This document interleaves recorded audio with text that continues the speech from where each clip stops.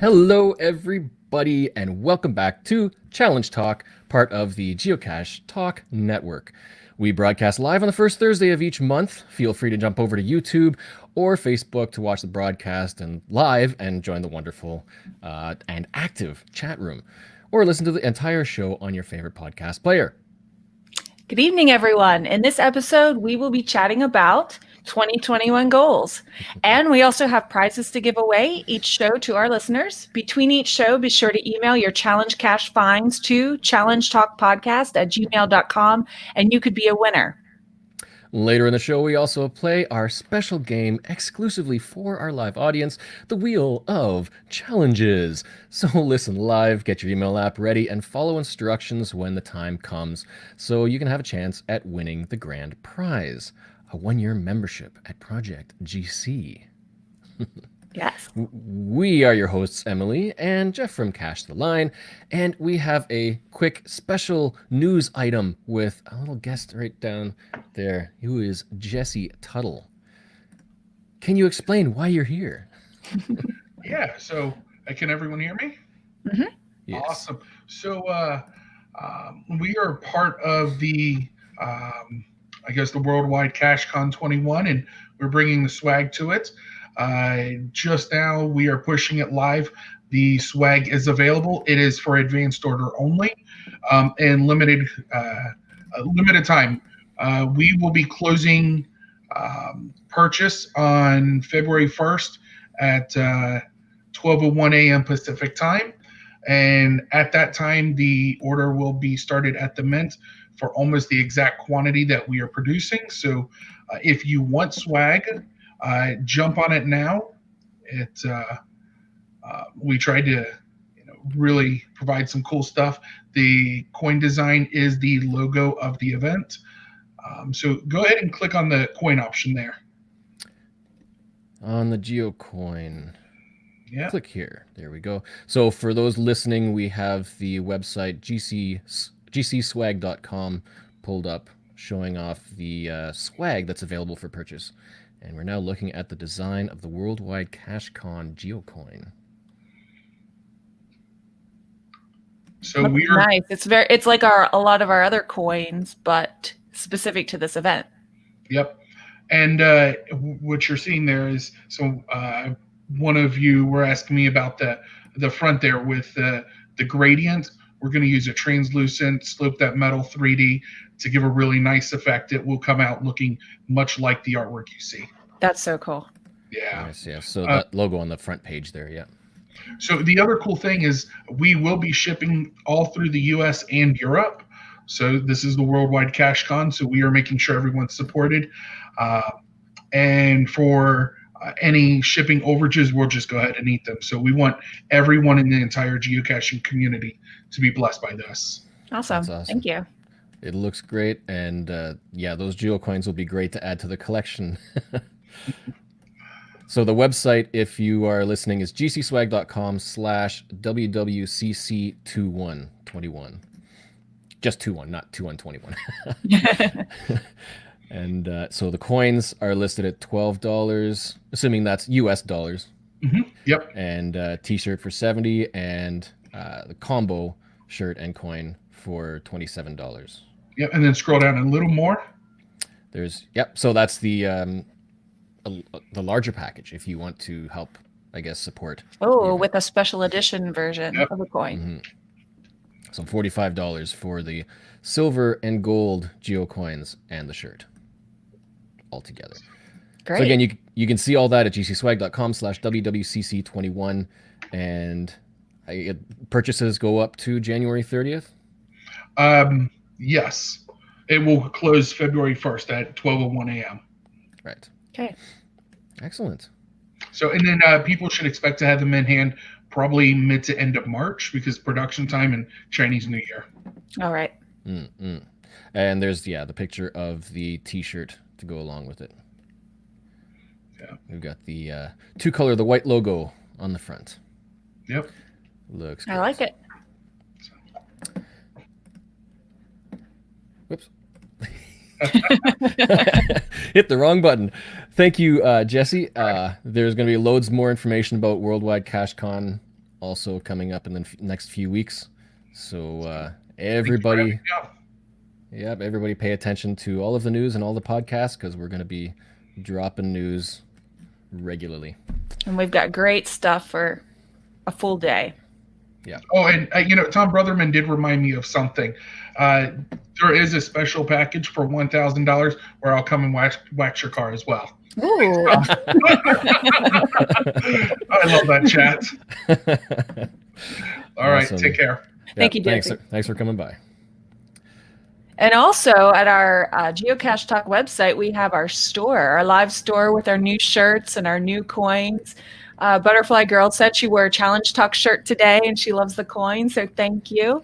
Thank you for your purchase. Thank you for your support.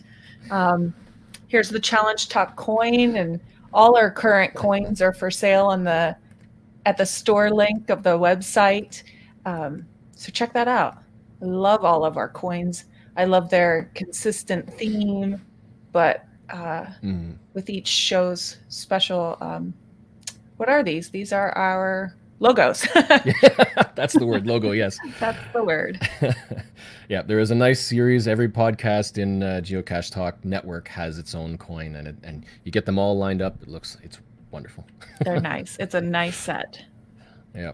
So, as usual, we love hearing from you, so don't forget, if you have any questions or topics, big or small, then email challengetalkpodcast@gmail.com, and we may well chat about them or just answer them quickly. So keep that in your to-do list. I love hearing from everybody, so keep them coming. Even if we don't reply, we get them. We try to reply. We read them. They inspire us. Yes. So every month we also like to update the statistics about challenge caches, and all based from Project GC's website. They have a nice little box, quaint and handy, to list all of their statistics. So, as of about a couple of hours ago, we took a look at the numbers, and compared to last month, we now have 5,723 active scripts. These are the scripts that handle all of the challenge caches in the system, and that's up by 163. So there's still lots of stuff, lots of new ideas being created. Good. We've got 34,740 unique challenges, which is up 95 from last month. So that would be the net change of new caches published versus archived. And that seems lower, especially given the next stat of 41,995 active tags. And these are the unique checkers in Project GC connected to specific GC codes. And that was up 267. So it's interesting that there's 95 new unique challenges, but 267 active tags. Yeah. Kind of implies that there's been a number of archivals just over the past month. Possibly. But if you remember from the archiving, are you saying that's an archived cache or an archived checker? Caches. So unique challenges, different parameters. That's a good point. It's not not active challenges. Yeah, it's unique challenges. So 95 unique challenges. So the tag. Oh right, yes. So the tags. There could be a unique challenge that was created, but multiple GC codes could use that same challenge checker. Right. So the tags just connect multiple listings to one checker, which is why there could be so many. It's fun trying to remember what the definitions of all these are, because it gets pretty technical. Yeah, it's geek language. So there are also now. Remember, a couple of months ago we had the addition of the challenge cache attribute. Mm-hmm. So we like to take a look at how many active challenges by a search on geocaching.com. So just by the previous rule of having challenge in the title, there were 30,231 active challenges, which is up by 361 active challenge listings by challenge in the title.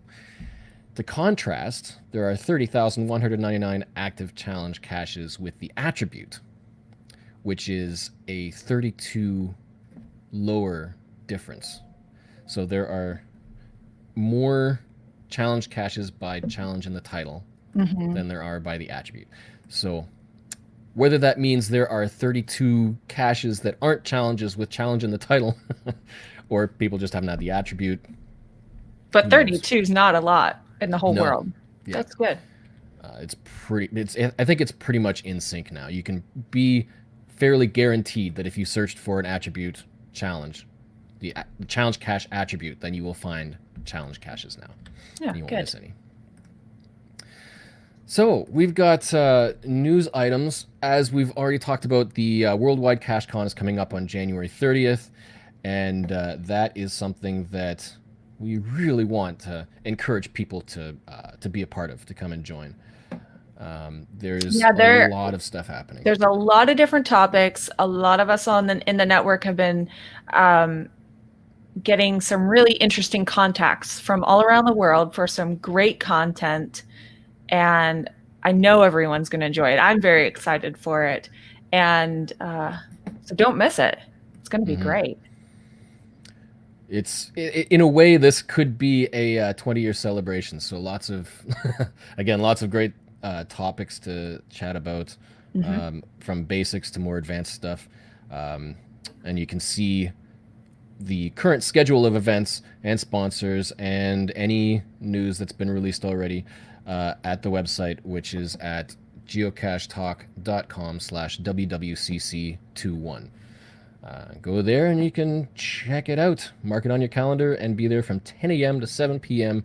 Central Time. Yes. I always have to remember that because I'm Eastern, so it's and I'm Pacific. I had to ask Gary not to make me get up too early that day. And Jesse has said in our chat that the first Friends of for US and Europe have been ordered.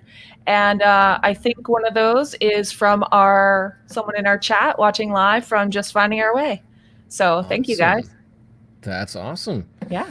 Yep. Things are on their way. So it is now 2021. Finally. Yeah, finally. 7 days already in, but geocaching is still going strong. Yes. The souvenir promotions that began last year, they're still going for the most part. And so just to review what we've got going right now, the Memory Lane promotion has already ended. That ended on January 3rd. So if you have, I think even the time for posting your logs is done. I think that was January 6th. So hopefully you've posted your logs and earned your points to earn the souvenirs for the Memory Lane. Right. That was a nice challenge. That was a nice 2020 themed challenge for the 20 years of geocaching. Yeah, it was nice that they highlighted those kind of milestones in the geocaching community timeline. The Wonders of the World souvenir series is still ongoing, and I don't believe there was an end date announced yet. I haven't seen an end date, so keep on going, keep on searching. They put the attributes in the filters sections on the app and on the website, so it's really easy to find what you need, and hopefully also have the time you need to finish that. Yep. I find it really handy that they put those souvenirs in the official app. It's another good use of that app is to go there and see what your current stat is and what is still active. Right. The first and last souvenirs, or the last and first souvenirs of 2020 and 2021. Have you got both of your souvenirs yet? Yes, I got my first I got my last souvenir early. I think the first day it was available. But I did end the year with a cache on the 31st, and then I started the year with a cache on the 1st. So I enjoy doing that every year. Yep. And that one is still going till January 8th. So you've got until tomorrow. If you haven't already found a cache in 2021, get out there and log it. Yeah. Yes. And Geoff, did you meet your geocaching goal for 2020? For finding 2020 caches in 2020, yes. Good. And after that happened, I realized that, there is a challenge in Ontario to have 3 consecutive years of 2,000 finds. So I'm thinking I might try for it again this year. Will this be your second or third year? this will be 2021 will be the second year of 3. Okay. And So you're committing to something big. yeah. Well, I categorized that challenge in extremely hard and probably never going to do. But having done this year, I'm like, oh man, that's 1/3 of the way there. Can you? Yeah. Wait, did you say it was consecutive years or just 3 years? Consecutive years. Yeah. Consecutive years. Yeah. So especially I'm thinking, with a shutdown in so many yeah. places. So good luck. It takes a number of high count weekends to get that kind of number over the year. My biggest year ever was 1,000, and towards the end of the year, that's every single weekend high counts. And I'm not going to try again. I'm not going to say, well, I shouldn't say never. I'm not going to really try hard again. I'm not going to specifically make it a goal at the beginning of any year. Yeah. Because it was tiring, and I'm cashed out in my area, and I live on the coast, so I can't cache to the west, so that was hard for me. But this year I couldn't believe it. I noticed I was close to 500, so I just did a little bit more strategic geocaching and got 500 in 2020. So pretty good for a pandemic. And all my travel canceled. Yeah.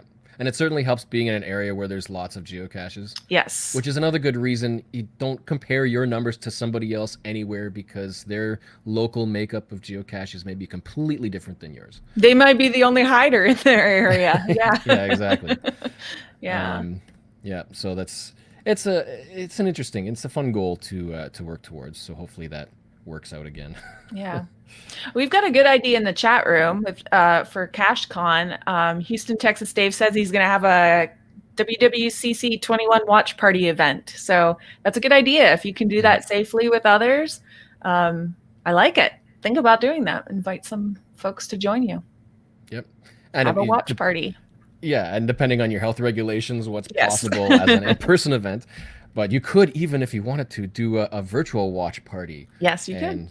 Do that one of those Facebook watch party things and have a whole bunch of people watching, or a Zoom part. I don't know how you want to work it out, but watch it. Yes. And so I thought it would be interesting because we love stats.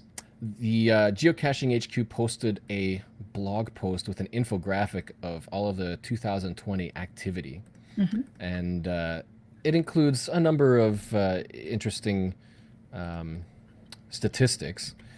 But in the forum, there was a request for a little more detail, and mountain bike added to that a little bit. But first of all, if we look at this infographic, 2020 year in the rear view, we mean year in review. If you haven't already seen it, they do this every year. They create a nice long graphic that gives some general stats. And we've got things like stats on the hides and finds. On average, geocachers found 38 geocaches this year. That seems kind of reasonable. Right. All those newbies getting into it, trying it. Plus everyone's slower pace this year. Yeah. Or and depending on like who you hang out with and what some regions' makeups are like, 38, at least in Ontario, seems extremely low because we've got so many people who find thousands of caches and all over and do loads of traveling. And so 38 seems low. But that is basically every user who has found at least one geocache in 2020. Over all those people, 38 is the average. So I guess that's how the world looks. With 80 million find logs posted, just over 2 million geocaches found at least one geocache. So that's 2 million active as of 2020 geocachers. February 29th was the most active day, not surprisingly. You got to get a cache on February 29th when you have the chance. Yeah. Over 600,000 total finds logged in one day. That's nuts. Yeah. That's nuts. Top 5 countries with the most find logs, not surprisingly. Number 1 was Germany. And then we've got USA, Netherlands, Czechia, and France. So France was kind of interesting to see on the top 5. Good. We've got 434,000 new geocaches placed.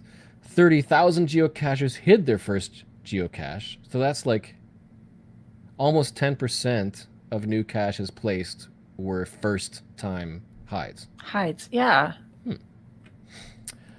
4 million total favorite points awarded, and 7 million souvenirs earned. And there were 5.2 million new geocachers. I don't know if that means first finds or just new registrations. Accounts created, I bet. Probably. Yeah. That's a whole lot of activity. It'd be interesting to see the comparison to the prior year, to the previous year as well. Yeah, it would be. It would be. Because I think definitely the theme, I'm seeing it right here in the chat room. There was a massive influx of new cachers here in the UK just as an activity to get out of the house. I think we've seen that almost worldwide this year. Yeah. I would have liked to see a whole lot more promotion of geocaching as a popular outdoor activity. I guess I didn't read the article, but I guess it was in the New York Times this week. So yeah, that was a nice thing to see. It's great to see little articles like that, especially in the large publications, right? Yeah. So mountain bike added a little bit to these stats. What's one that was new? So he mentioned that the median find count was 4. Median, that means that half the active geocachers who found at least one cache found 4 or fewer geocaches throughout the year. Half the active geocachers found more than 4. Okay. That seems very low. It feels very low. That's probably a whole lot of people who downloaded the app and found 1 or 2 and, that was it. Went to the next thing, right? You could probably do a whole lot of math on this. If the median is 4 and the average is 38, the maximum find count, he said, was 15,297. To me, that seems like a huge spread. Yes.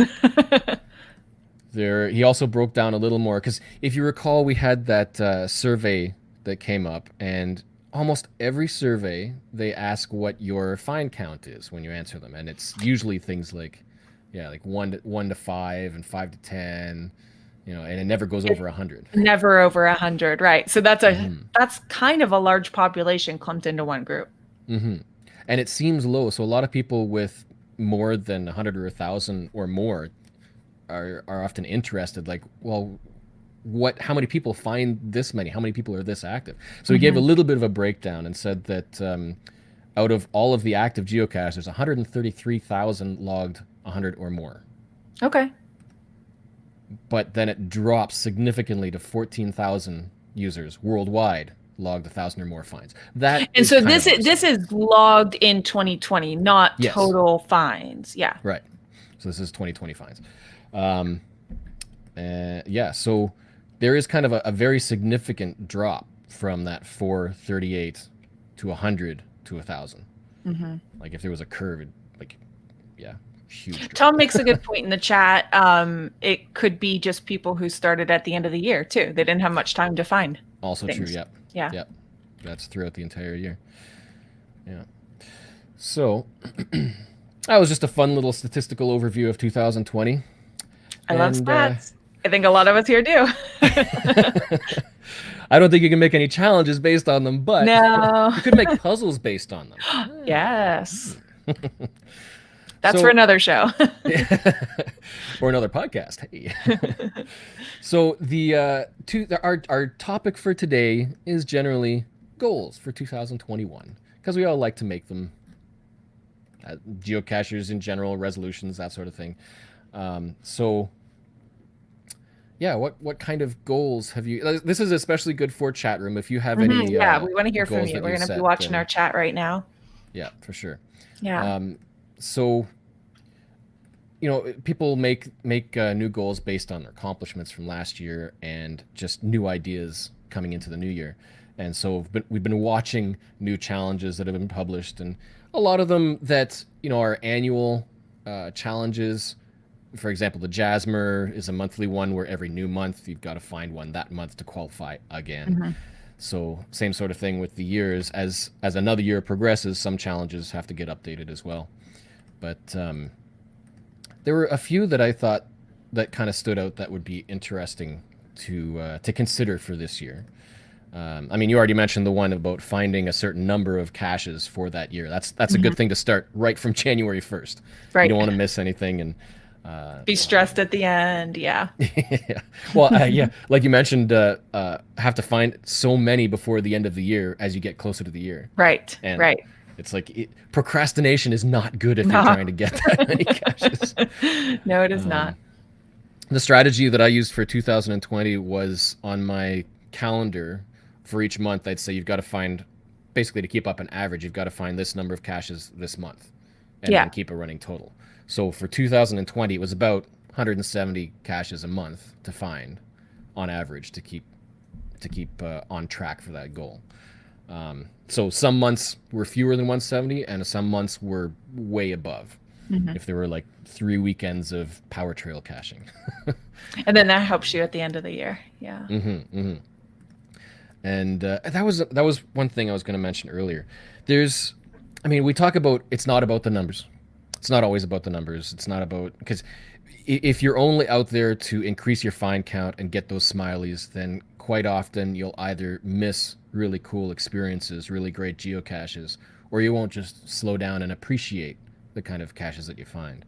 So, part of me wants to recommend, if you're going for high counts, try not to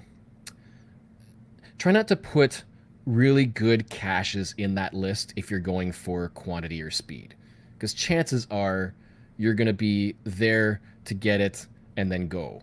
Right. That's a good point. And not really enjoy it. So it's like, obviously it's always good to look for power trails. Generally speaking, power trails are going to be filled with caches that aren't individually spectacular or fun or interesting, right? It's going to be the experience of start to end, grab them all or as many as you can as fast as possible. Right. And the cache owner knows that. But, if you've got a really cool cache in the middle of a power trail, it's another reason why if you're doing the whole power trail, you might miss out on that one because you're just boom, boom, boom, boom, boom. And cache owners like to see and enjoy reading about people's experiences if they spend they really do. And a public service announcement, write good logs. Especially for new folks. Maybe you didn't know that, but owners love a good log. And a good log doesn't have to be a long log. It just tell me something interesting about why you came, what you experienced, anything. Yeah.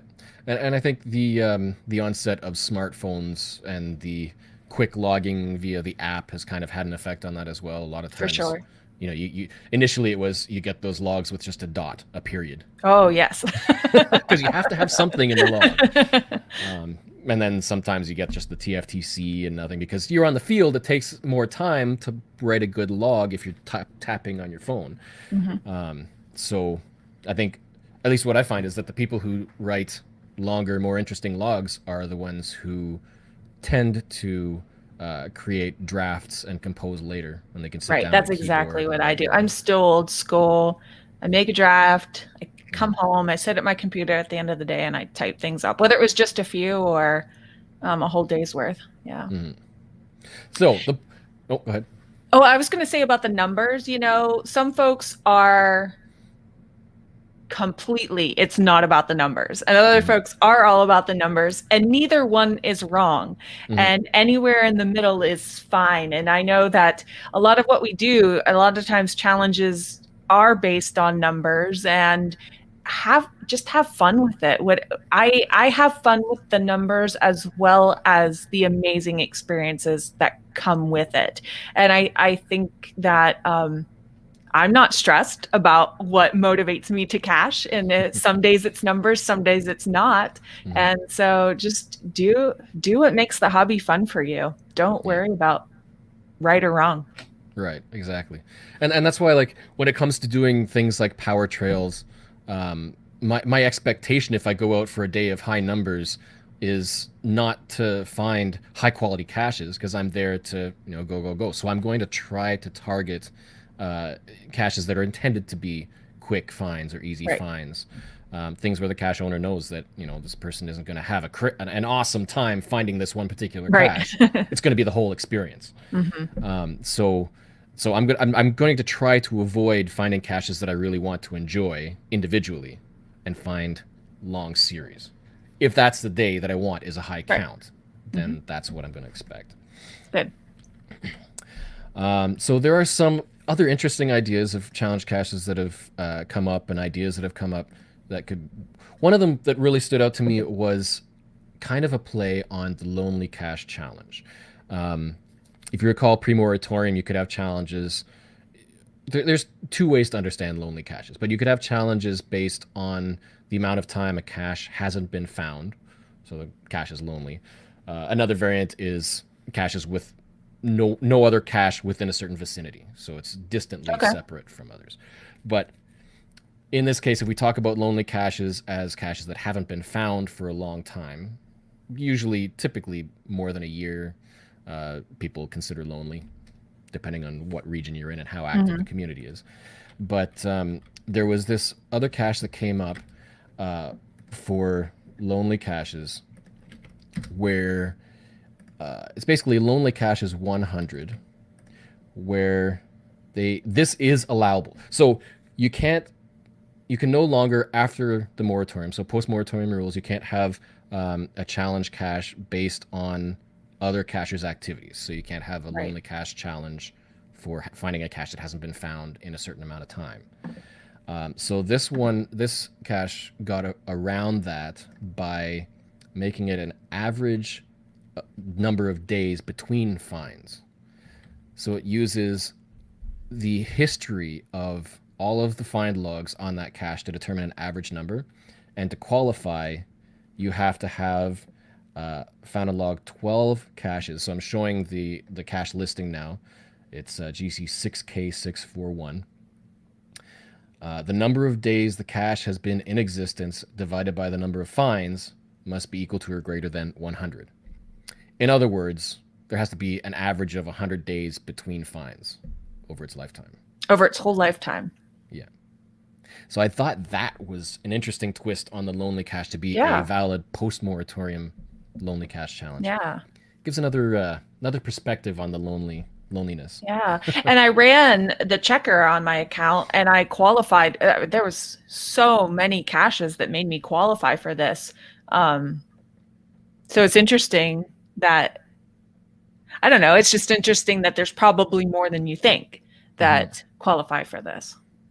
Yeah. Because it doesn't necessarily mean that the cache is itself not easily accessible. It could just be in a slow community, or for whatever reason, everybody who's active has found the cache already, and then it just sits there for 2 years, and that makes it. So someone comes through, right? Yeah. On the lonely front, we have in our comments from Os Fox, I need to complete 50 years unloved. I'm very intrigued.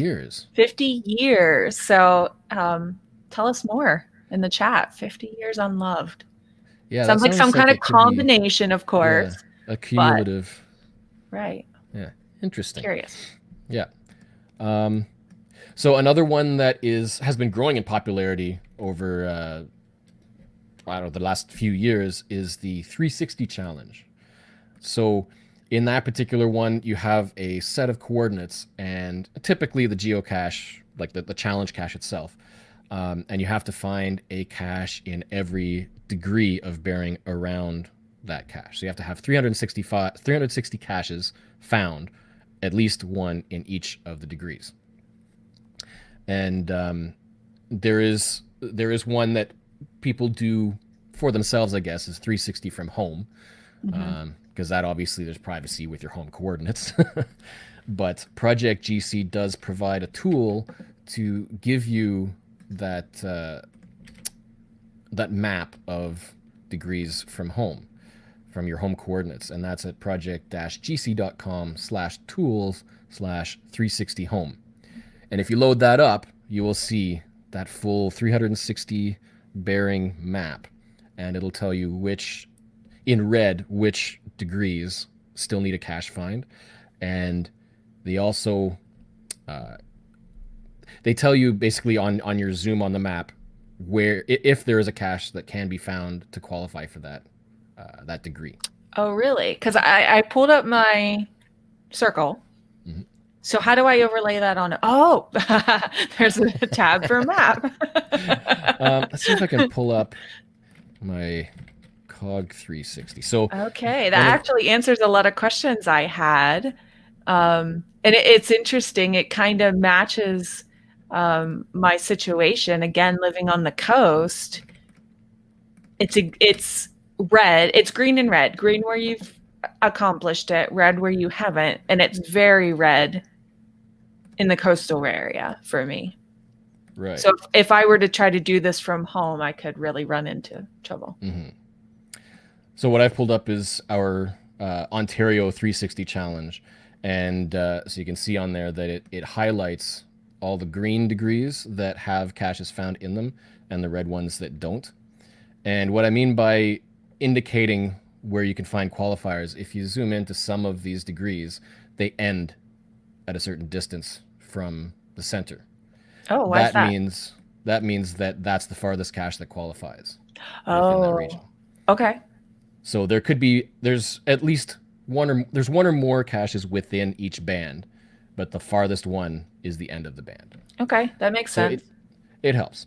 But that little tool is very helpful if you want to do any kind of traveling, plan a caching trip to find caches all around that. That's a challenge that speaks to me. I like that. I might look more into it for this year.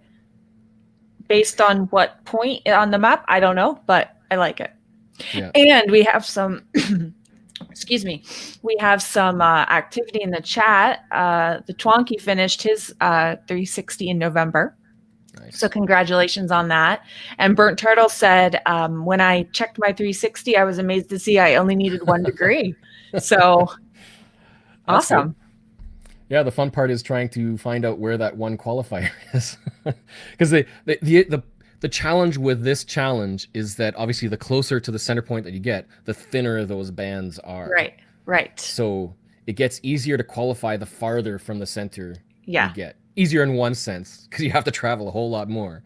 But one of the nice things I liked about this COG 360 challenge, our highway, the 401, is this huge spine that spans all along the southern end of Ontario.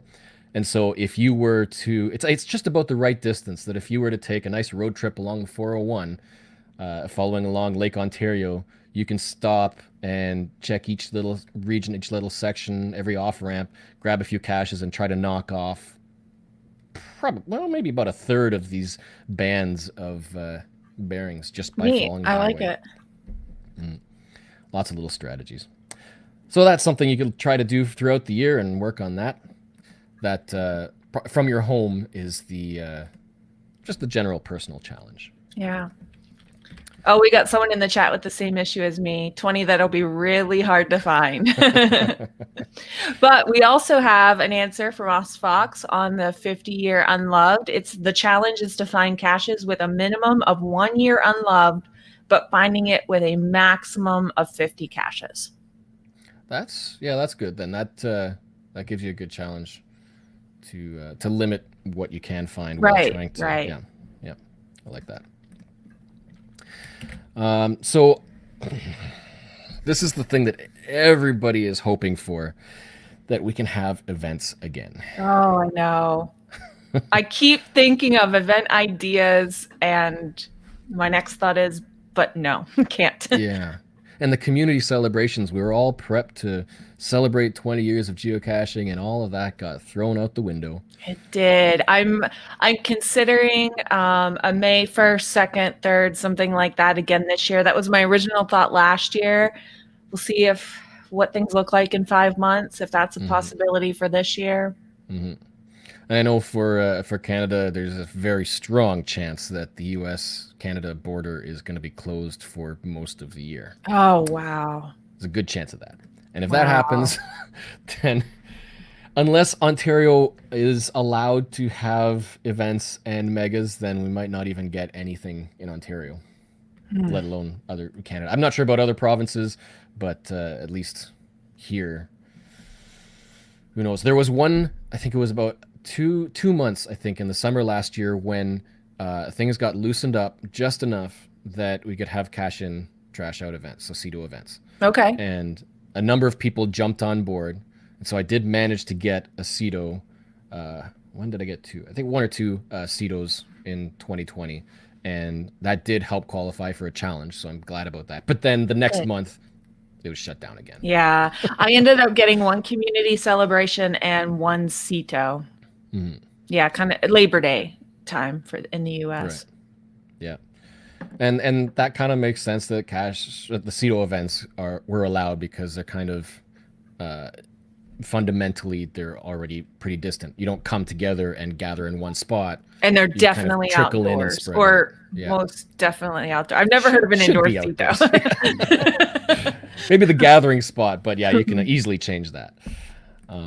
So that the whole thing about events kind of throws a wrench into some challenges that require events each month or certain dates or certain years. People are going to have holes. Right. Well, some people kept their Jasmer active just by events. I know for me, sometimes it was only one find, and that was an event for that month. Yeah. And now without those events, there's like nothing. Well, depending on your region, obviously, if you can get out and find a cache, then a lot of people's Jasmers will still be. No, that's placed, not found. Placed, yeah. Yeah, place dates. And they're out there. Yeah. It's just going to add to the challenge, They're as long as they're alive, we can fill in that slowly. I'm going to travel next month, and that'll be my chance to get December, January, and February, I hope. Yeah. So. The chances of there not being any qualifiers for a certain month is slim to none. Right. Today, because there's so many geocachers worldwide. We're not going to have a Jasmer situation of having 4 qualifiers around the world during the pandemic. There's going to be plenty of qualifiers. Because the other thing to think about is people could still, generally speaking, go outside and hide even if they can't be published. Right. So, true. So if they make the hide date, and even like in my area, you cannot hide anything that's going to be in town near residences, etc. But so far, the farther out, more remote areas are still getting caches published. Right. Yeah. So it's still good to keep those notifications on if you're a premium member. Yes.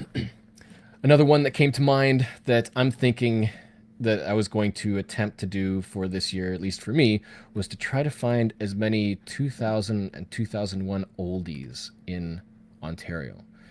Because again, we're trying to fight this whole issue of borders being closed. So it's like, what kind of challenges and accomplishments can you aim for that don't require too much traveling or crossing borders and whatnot? Right. I think in the U.S., your state borders, generally speaking, are open. You can cross. Yes, state they're boundaries. open, and they usually have suggestions instead of restrictions. Right. Because I know for a number of the provinces, especially the East Coast, they are pretty strict about even just provincial crossing. Interesting. So it's generally safe for people to stay in their own provinces, but our provinces are, I think, across the board, much bigger than your states. They're very big. Yeah.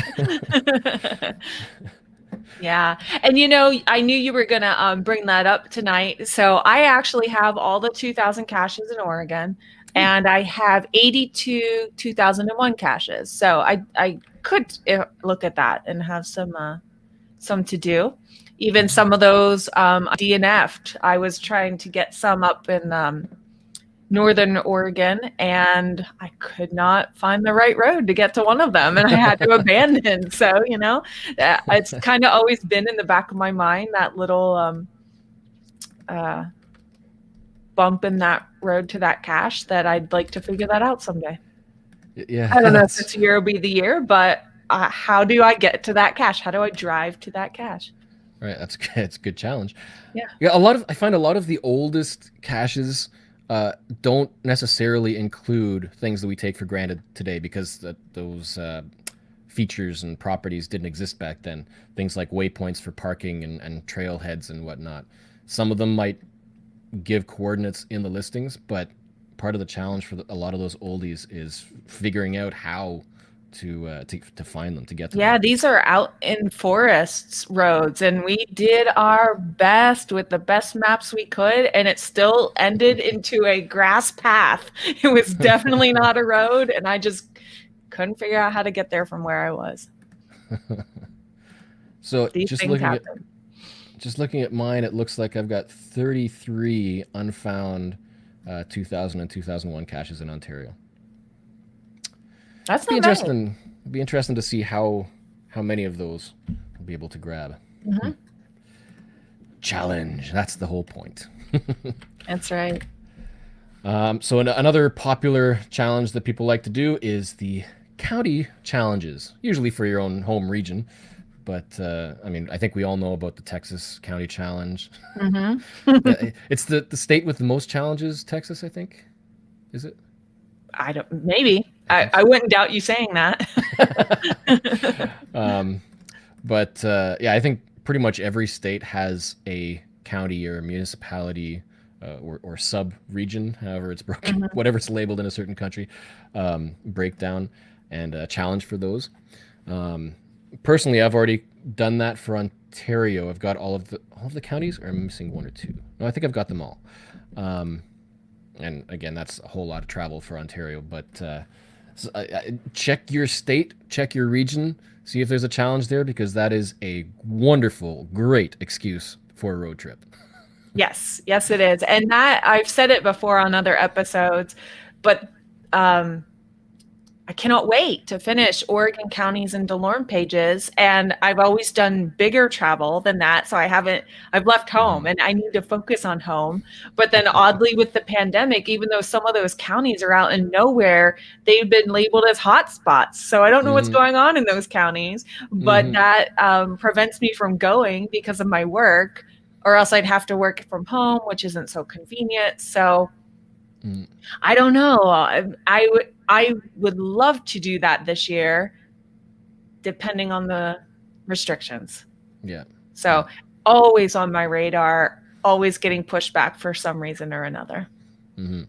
And you raised a good point there about places that you wouldn't think would be popular suddenly become popular because of challenges. Yes. You know, whether it's counties or geocaches that themselves are just, you know, rarely ever visited.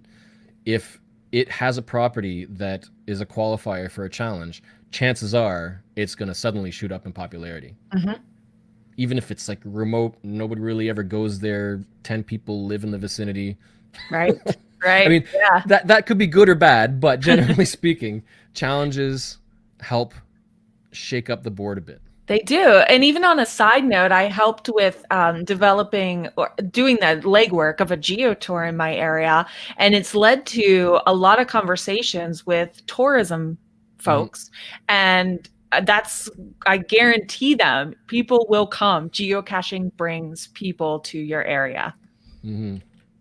Yeah, for sure. And like, that's a big thing to take the hobby of geocaching to your town or to a city or a region, because if you've got a good community, for the tourism aspect, it's a great way to promote the hobby, get new people involved, and if the people high up the ladder like the idea and they are willing to perhaps even fund it, then you can get some pretty impressive geocaches, experiences, even placed in, you know, you might look at it as tourism, but generally they want people to have great experiences just being there. So they're probably all going to be good. Yeah. But so that's another, that could be another thing for the year. Like if you are good at talking to people in authority or businesses or promotion, that sort of thing, then this could be a good opportunity to get your town or your region to think about how to incorporate geocaching into their local landscape. Yeah, Oregon has a number of awesome parks and rec or whatever other kind of departments where a city sponsors a challenge, creates 200 coins maybe as a prize. And I guarantee you, I'm going for that coin in that town that weekend every year. You know, it brings me back and I spend my money in their area and You betcha I'm going to do that for a coin. Yeah.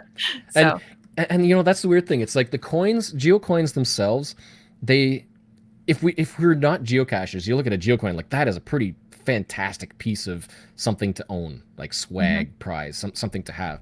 You know, but once you're a geocache, you realize they're not technically really all that expensive, especially when Right. they're produced en masse. Mhm. But if you think about it for a business or government or something, to earmark some expense to create a batch of geocoins is almost most likely a drop in the bucket considering all the other expenses they have. Right. So if they're willing to fund something like that to have a prize or a reward for completing a geo tour, then that can make a huge difference because it can get Yeah, loads just of start people the in. conversation. You don't know who this idea is going to really appeal to. Mm-hmm. It's a great idea. That's a good non-challenge but geocaching goal Yeah. to make if you're that person. Another suggestion came in from CP590, and I thought this was really a really good thing. The geocaches of Long Island have started a I don't know if they do this every year, but they started a list of challenges for the new year resolution, and pulling it up on the browser. So the geocaches of Long Island 2021 resolution challenges. It's a long list of just general accomplishments to try to complete throughout the year. It's kind of like a game, I guess. Everybody in Long Island, the geocachers group, looks at the list. You know, if you've done a mega event and there's that bingo grid of icebreakers, it's that sort of thing. So it's a list Right. of things to complete. Like, for example, they've got completing a Jasmer challenge, big and little, Fizzy's streaks. So a lot of geocaching related challenges. I was looking at them though. They make it's all about what you do in 2021. So it's not as simple as it looks to start because you might have to do something you've already done all over again Right. within this year. An actual challenge. As of this date, you've got to do this.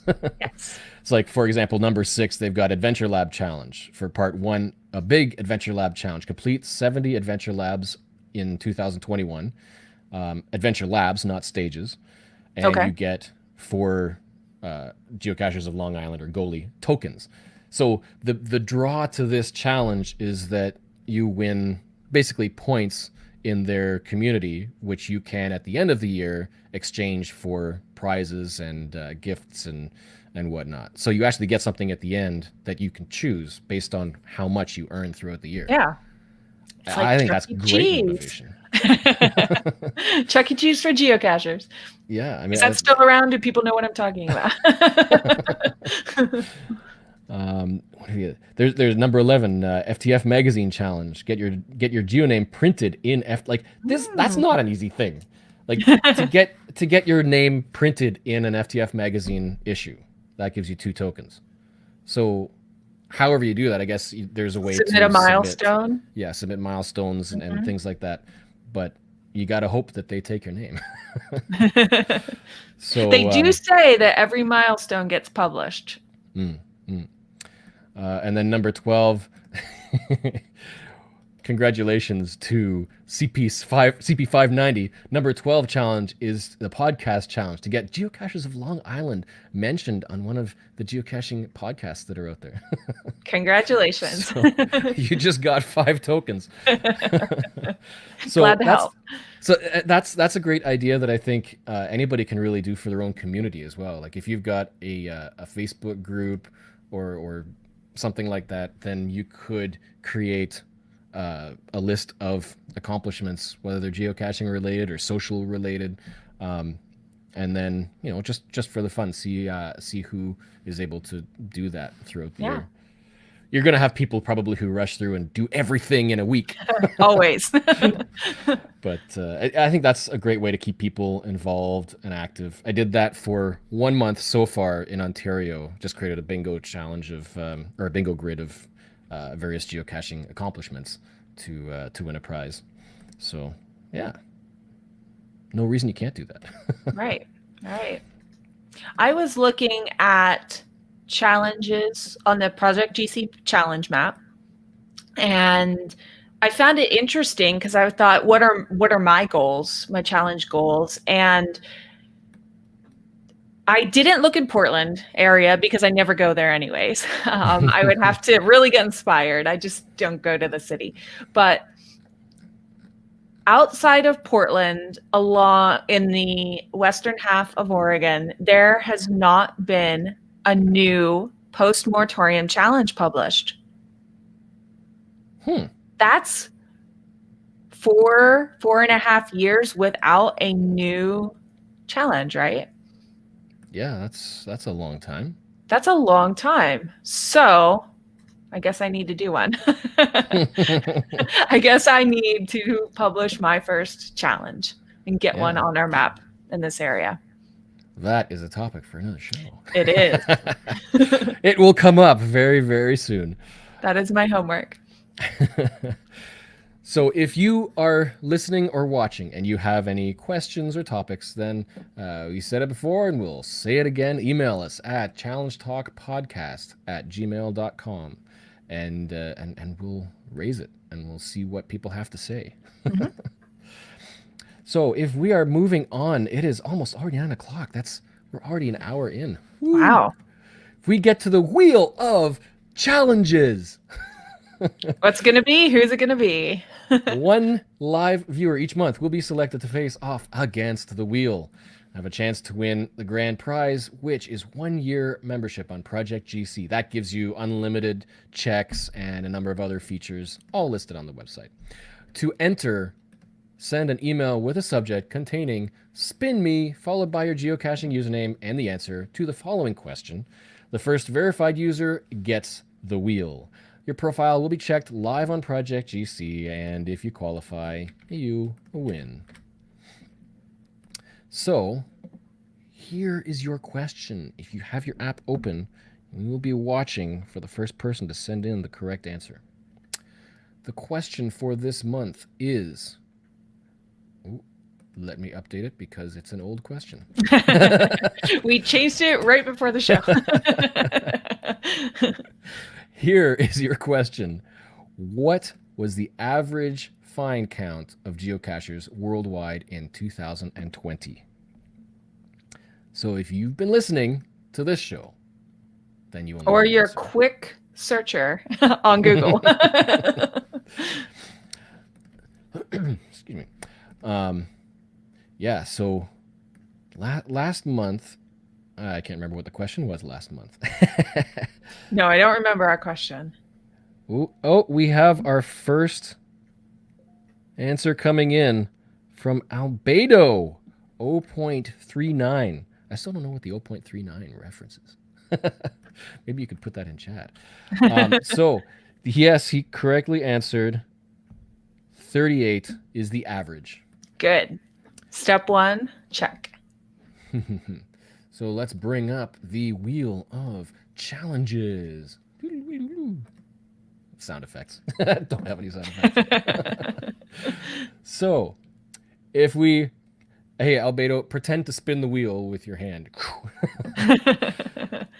And he says his 0.39 is in his profile. And you know what? I feel like I've read your profile, and I, of course, don't remember.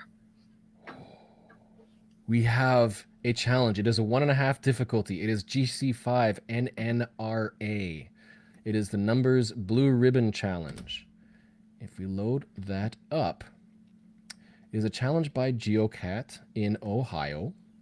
1.5 difficulty for terrain, which, based on the attributes, I don't know, might just be a difficult place to get to. But it was published in 2015, so pre-moratorium. So the rules are a little looser. In order to log this cache as a find, you must find and log 10 caches with favorite points, which add up to at least 3,500 favorite points. So basically your top 10 favorited caches should sum up to more than 3,500 favorite points. Good point when you say it that way. Wording makes a big difference. It sounds easier when you say it that way. So being pre-moratorium, there's no Project GC checker in the description, but if you have the Project GC browser add-on, then it automatically adds in any associated checkers that might have been created post-publish. So if we open up this checker and we look for Albedo 039, let's get Albedo 0.39. There's his name. And here we go, running the checker. Drum roll. Albedo fulfills the numbers blue ribbon challenge. 10 finds. So your maximum favorite, your highest favorite geocache. So this is one of those challenges. If you've been to HQ, you qualify in one cache. HQ currently has 4,945 favorite points. Yes. Although you've got attended twice. Have you been there twice, Albedo? I guess. Interesting. Is that possible? I don't know. Because it's. Well, it's by far you've qualified. Yeah, original stash. Yeah, for sure. Cherry tree. Cherry tree. That's an amazing one. I love that one. So, if you're a geocacher and you've not been to HQ, you've got to get there at some point. Stick it on your bucket list because they have a geo tour around the region in Seattle, and Fremont. the caches, they're just wonderful. They are. Cherry It's a tree. Great tour. It's because Fremont is so quirky, and so they build the quirkiness into their hides, and it's wonderful. Yeah. And they like to highlight. They show a lot of the geotour caches in their social media as well. So there's spoilers out there, but they're fun. It's a great geotour. Yeah. And Albedo says before they put in the fix for double logging, he logged it twice. Right. That would be why. Yeah. Yeah. 2010 and 2015. Yep. Well, but you congratulations. Qualify. Good. Yep. So we'll be in touch to make sure that you get that Project GC membership for 1 year. Congratulations. Yeah. The answer was indeed 38. So moving on, we've also got a monthly Challengers prize to give away where we like to highlight, give a shout out and highlight, congratulate people who have qualified and logged challenges throughout the previous month. And a point did come in to clarify, it is for logging a challenge cache of the previous month. So you've got to find it. So you can't log it unless you've already qualified. So it has to be a find log on that challenge within the month. Right. I definitely hear of a lot of folks reaching certain goals, which is awesome, but we need you to go out and find the cache related to it, wherever that cache might be. Yeah. Because otherwise you could qualify for any challenge around the world. Right. And on that note, I'll just shout out to a semi-local cacher, FX Bill. His goal was to hide a whole fizzy grid. And so he just recently did that in our area. So someone could come to our area and get a whole fizzy in a short time. Series. There seem to be more of those popping up, those full fizzy grid series of caches. Yeah. Now, if they are legitimately rated for the difficulty and terrain, props to the cache owners. Yeah. And you know what? Yes, this guy is accurate. So again, his name's FX Bill. You can look around the Canyonville, Oregon area, and you'll get a properly challenged fizzy grid in that area. Good luck in getting the entire series in one day, though. Oh, yeah, exactly. And you'll get poison oak. If you are like me, you will get poison oak. So with this monthly challengers, if you email challengetalkpodcast@gmail.com with the GC code that has your find log on it, you can also include a photo if you'd like to share it. For that month, you will be entered into a prize giveaway. And the prizes for this little challenge game is a Challenge Talk Geocoin. We have them in stock, as it were, and ready to go out. In our home studios, ready to send to you.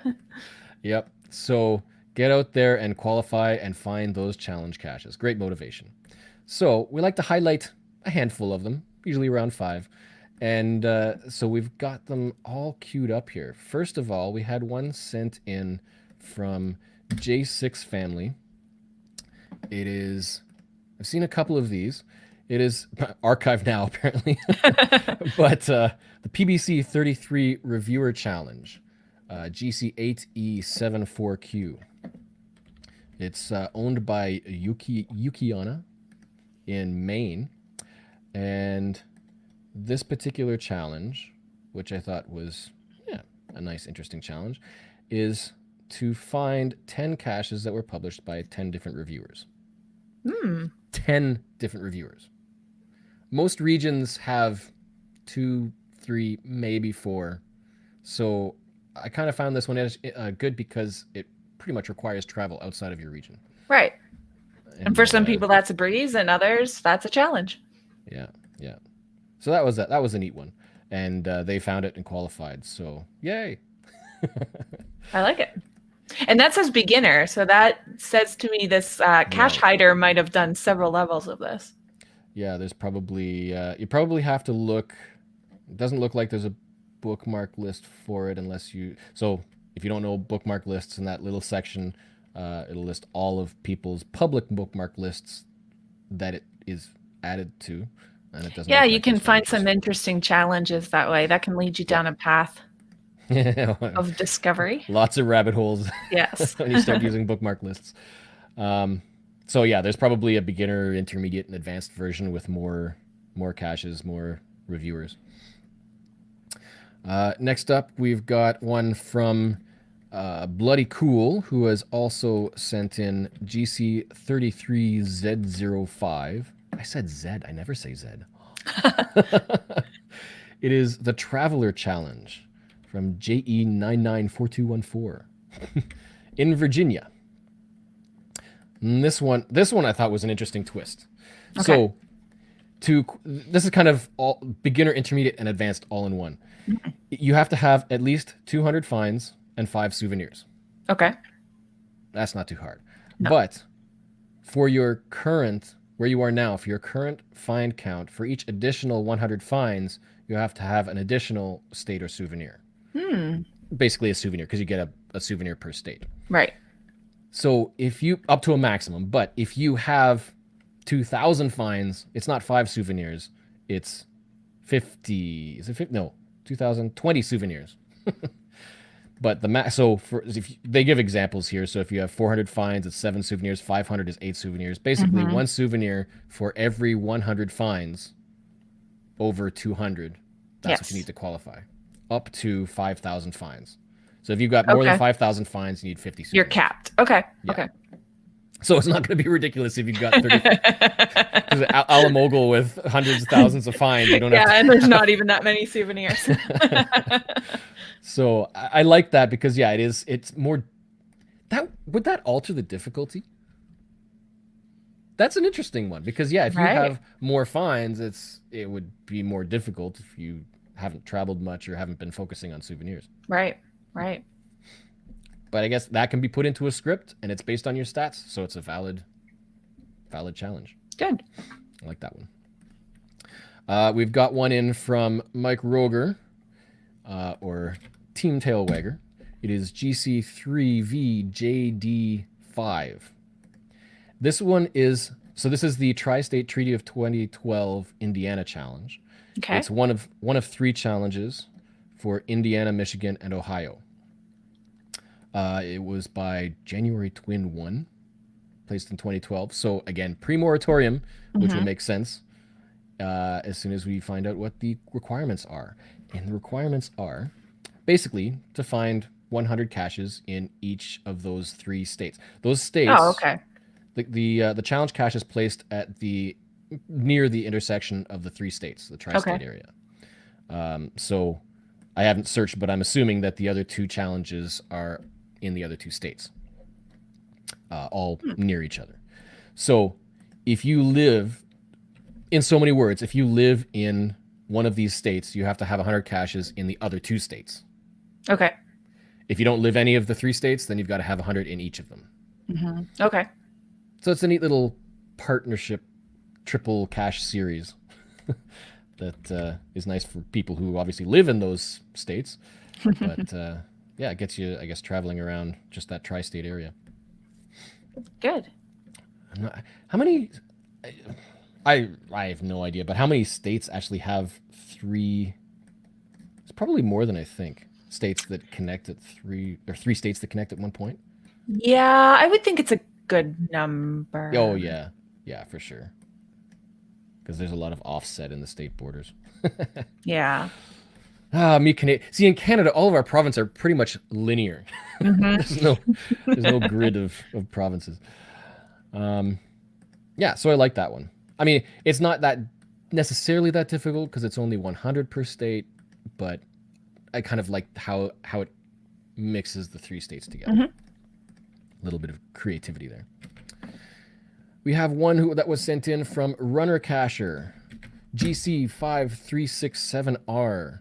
Changes in latitude challenge. 15 I'm degrees. intrigued. Okay. So you can't require people in post-moratorium guidelines to find caches in specific latitude, longitudinal degrees and whatnot. But you can have a range, a difference in ranges, in distances. Okay. How do I say that? Whatever, you know what I'm saying. So in this challenge by CDog129 in Virginia, you have to find 2 caches that are 15 degrees of latitude apart. Is this one of those words exactly? So the or maybe I'm thinking wrong with latitude. 2024, I think it's at least 15 degrees of latitude. So I guess that's sounds like more than 15.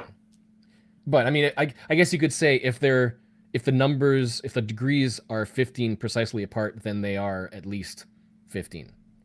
Mathematically, like 15.1 and 0 is, within 15. So, yeah, if you were to subtract them and the answer is between 0 and 15, then I think you qualify.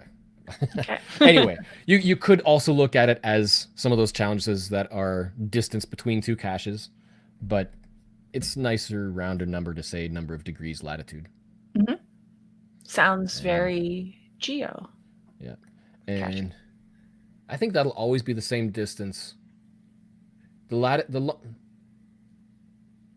longitude distances get wider at the equator than near the poles. Right. But the latitude distances, the width of the latitudes are always the same. Right. Are they? Are they? Now that we're talking? I think they are, because there is a bulge at the equator, but I think depending, I guess it depends on the coordinate system. That might be the difference. Anyway, that's we a whole have lot homework. Yeah. Either way, if your caches are listed at degrees where there's at least 15 degrees difference, then you qualify. Sharon's coming to our rescue. She says latitude will always be the same distance. Okay, so that means that because there's a bulge, the actual degree differences will be slightly less closer to the equator, but minimally. Nothing to worry about. Yes. So that was in by Runner Cacher. I like that one. So next up, we have one from Kitty Catch, who sent in Challenge Cache Series December Finds GC8ZRXF from Dark Side Dan in Australia, New South Wales. This was published in August. Okay. So relatively new. To claim the find, this one was just like a mix of numerics. So you've got to find 71 caches in December, 7 cache types in December, and at least 1 CETO in December. To me, that's what it makes it hard, depending on your community. I've never seen a CETO in 9 years in this area in December. Yeah, CETO in December would be much more rare than during the summer. Yeah.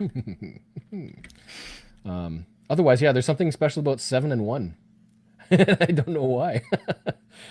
There's nothing in the description. You're right. It's 71, 7 and 1. But yeah, I thought that was kind of a neat little interesting 1 month challenge. Sometimes the play on numbers, because with the bookmarking guideline restriction now, you can't use like numbers and letters and text-based stuff. You can still be creative in the numbers that you throw into a challenge. Yes. For quantities and stuff. So. And this is the kind of challenge where if I came across this one and I ran my numbers, or however you're doing it, to figure out if you qualify, this would be one that I would feel like I could go after it. I could make a plan, if I didn't qualify, and it would give me a nice little challenge to work towards, especially in a month like December. I don't know about everyone, but you can really get off focused of completely geocaching the whole month long with holidays and weather, at least here in the Northern Hemisphere. And yeah, I like that. Yeah, for sure. So there we have our 5 highlights. And remember to enter for next month. Send your email in before next month's show. Usually up to the day. Up to the day as well. As long as it's before the show, we'll catch it. As long as we can see it. So we choose randomly from everybody who has sent in their challenges. And this month's winner is... Let's see. Our winner is Team Tailwagger. Team Tailwagger. Congratulations. That is Mike. We will obviously be in touch with you to figure out how to get you that Geocoin. Congratulations. Special Geocoin. So, moving on, one last thing I love to emphasize or highlight is my own little challenge, my own little extreme epic challenge, the Iron Bingo Challenge. That is the GC3D5EB. And this particular challenge is one that I published pre-moratorium. For obvious reasons, it would not be publishable today. It's a 5 difficulty bingo grid of streak challenges. Basically, you need to complete a bingo line to qualify, completing any one of these categorical cells of streaks, numbers of days. In the center, we've got 100 consecutive days geocaching, and around it, we've got things like 10 days of virtual caches, 10 days of letterboxes, 5 days of abandoned structures, 25 days streaks, 25-day streaks of difficulty 3 and above, terrain 3 and like basically one little property and a streak of days. It's not easy because and would not be publishable today because it kind of favors people who are relatively new, who still have a huge cache landscape and lots to find, and it's a lot harder for people who've cached out their area. And also it's streaks, very small streaks. But for things like, there's one where is the scuba. There's a three days of scuba caches. Easy for people in Nevada. Right. But if you're in an area that's got no water and no lakes, you probably don't have a lot of scuba caches, or you'd have to travel a great distance to get those 3. No, I just had an evil thought, a wrong thought. Getting your friend to put scuba attribute I mean that's on also their possible. caches. There's no way to check to see that your finds are legitimate to the spirit of the challenge. But just like any project GC, any checker, any challenge that's allowed these days, people will be people. Play to the spirit of the challenge and enjoy it for what it's trying to get you to do. Yeah. But if you don't, there's no way we can stop it. Right. But love to mention that one of the first people to complete the entire grid did it all within 100 days. So they completed that center grid. Hardcore. They planned out, and it was 2 people. So they planned out all of the caches within the vicinity and figured out how they could overlap different cells, different challenges, so that one find could qualify for multiple streak challenges. And they made this huge Excel spreadsheet with all this stuff and managed to squeeze it all into 100 days, hoping for as few DNFs as possible. Right. And they managed to complete the entire grid in 100 consecutive days. So the thing with this challenge is that I do have a Geocoin that I will be ideally, hopefully, getting to this year, finally, after so many years, to minting. And I've said that anybody who completes the full card or certain shapes will earn one of these Geocoins. And so I've opened that up to the community, to the challenge caching community, that if you can qualify for the entire grid, so not just shapes, but in this case, anyone who qualifies for the entire bingo card will earn themselves a special Geocoin, the Iron Bingo Geocoin. So keep working on that.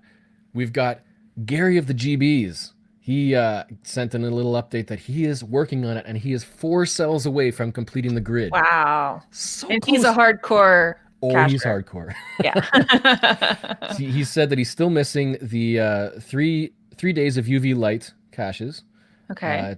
10 days of letterboxes, 15 days of multis, and 15 days of larges.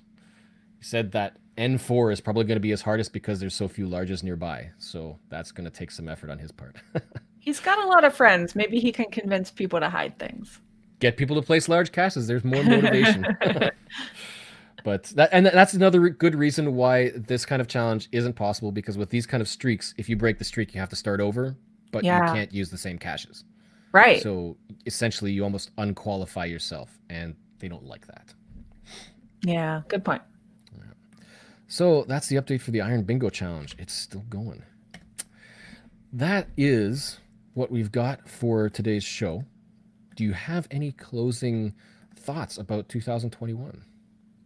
I'm excited that for everyone, we got some good. Everyone seems to have a challenge, big or small, in the chat I'm seeing.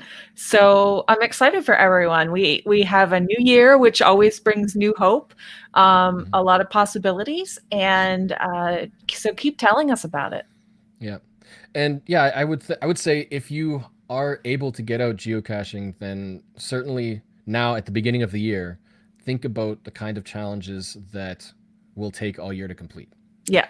Especially one that we didn't mention is day of the year challenges, because those, if you miss a day, you've got to wait a full year. Right. So if you are trying to qualify for challenges, find those date found year grid challenges, and then mark off in your calendar any days that you need to find a cache or a certain aspect of geocaching, because you don't want to miss that day.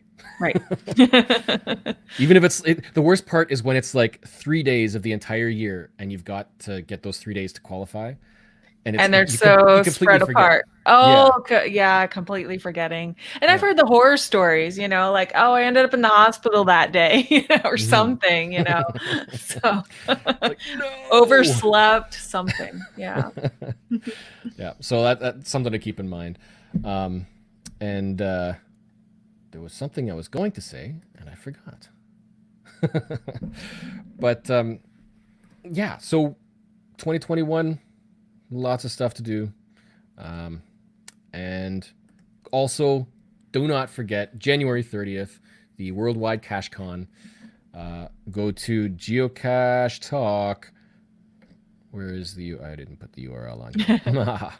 geocachetalk.com/WWCC21. There we go. Now it's on the screen. geocachetalk.com/WWCC21 for all of the information you need about the event. Watch that space and watch our social media. Geocache Talk on Twitter, on Facebook, on Instagram. There's even, Worldwide Cache Talk is on Instagram. It is. Do we remember what the name is? I think it's... I do not. But I would think it's very similar to WWCC 21. Yeah, I think. No, I can't remember what it is. It's out there. Look for Geocache Talk on Instagram and check followers, whatever. You'll find it on there. It's WW Cache Con. WCache Con. Yes, there it is. And we'll be sharing things like the images and event updates, logos, graphics, that sort of thing. So follow. If there's news, it'll be there. And on Twitter and Facebook. Pretty much any of the big social media, there will be announcements. There. Yeah. And on that note, the next show, as usual, will be the first Thursday of February. And that means it will be February 4th. Always got to look that date up. We often get people asking about that. Best way to remember is just first Thursday of the month. Thursday. Challenge Talk. And if you're ever confused, I know our schedule across the whole network. Just go to geocachetalk.com, that very front page. If you click on the icon for the show you're curious about, it's going to take you to the YouTube link for the next show. It'll tell you the date and time. Yeah. So geocachetalk.com, there's header with information. If you go to podcasts, there's all the podcasts are linked, and there's a podcast calendar. Which yes, there's that too. Provide details about when the shows are on and anything that's upcoming. So there's and watch for breaking news. We had live breaking news last night, so always subscribe, especially to the YouTube, and follow us on Facebook. Don't forget to ring the bell. Don't forget to what do people say? Smash that button. I don't know. Smash that like button. Thumbs up. 2020 style, as Peter McKinnon. 2021 now. Anyway, thank you everybody for coming and joining us for this episode. Everybody in chat as well. If you're listening, you can still tune in to the YouTube or Facebook and scroll back and see everything people have mentioned in chat. Any references, anything that we may have missed to mention. It's all there. We'll be updating the show notes. They get posted shortly after the show on the YouTube post as well in the video description. And on that note, thanks for watching and listening. And remember, it's not about the numbers. It's about that challenge accepted. Good night. Thanks. Have a good night. See you later.